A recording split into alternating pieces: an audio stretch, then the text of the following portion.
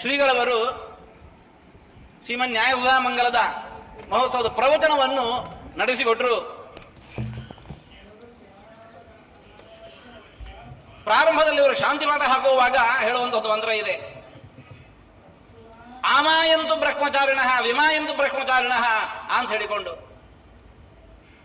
ಪ್ರಾಯಶಃ ಅದರ ಅರ್ಥ ಅದು ಸಂಸ್ಕೃತದಲ್ಲಿದೆ. ಆದ್ದರಿಂದಾಗಿ ಕೆಲವರಿಗೆ ಅದು ಆಗಿರೋದಿಲ್ಲ, ಆದ್ದರಿಂದಾಗಿ ಓಡಿ ಬಂದಿಲ್ಲ.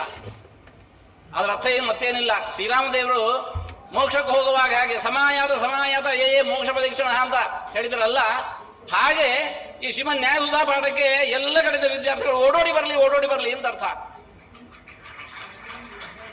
ಇವತ್ತವರ ಪ್ರವಚನವನ್ನು ಕೇಳಿದ ಯಾರಿಗಾದ್ರೂ ಕೂಡ ಹೌದು ನಾವಲ್ಲಿ ಓಡಿ ಬರಬೇಕು ಅಂತ ಅನಿಸದೇ ಇರುವುದು ಸಾಧ್ಯವೇ ಇಲ್ಲ. ಅವರ ಪ್ರವಚನದ ವೈಖರಿ ಇವತ್ತೊಂದಲ್ಲ ಯಾವತ್ತೂ ಹಾಗೆ ಇರುತ್ತೆ. ಅದನ್ನು ಕಂಡಾಗ ನಮಗನಿಸಿದ್ದು, ಕಾಣ್ತಾ ಇರೋದು ನಮಗೆ ಅವರ ಶರೀರ ಮಾತ್ರ, ಒಳಗಿಂದ ಆ ಮಾತು ಹೊರ ಬರ್ತಾ ಇರೋದು ಬರೀದೇ ಅವರದ್ದಲ್ಲ.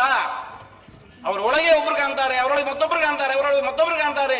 ಕೊನೆಗೆ ಅಲ್ಲಿರೋವರೇ ಅಲ್ಲಿ ಒಳಗೆ ಕೂತವರಿದ್ದಾರಲ್ಲ ಅವರೇ ಕಂಡು ಬಿಡ್ತಾರೆ.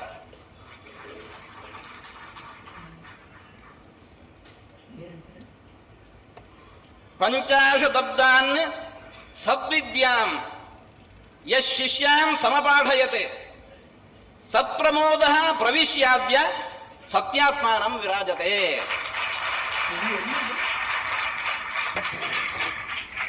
ಪಂಚಾಶತಬ್ದಾನ್ ಸದ್ವಿದ್ಯಾಂ ಯಶ್ ಶಿಷ್ಯಾಂ ಸಮಪಾಠಯತೆ ಸತ್ಪ್ರಮೋದ ಪ್ರವಿಶ್ಯಾದ್ಯ ಸತ್ಯಾತ್ಮಾನಂ ವಿರಾಜತೆ.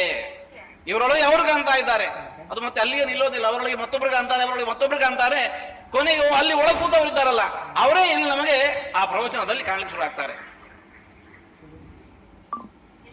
ಇಲ್ಲಿನ ವಿದ್ಯಾರ್ಥಿಗಳನ್ನೆಲ್ಲ ನಾವು ನೋಡಿದ್ದೇವೆ.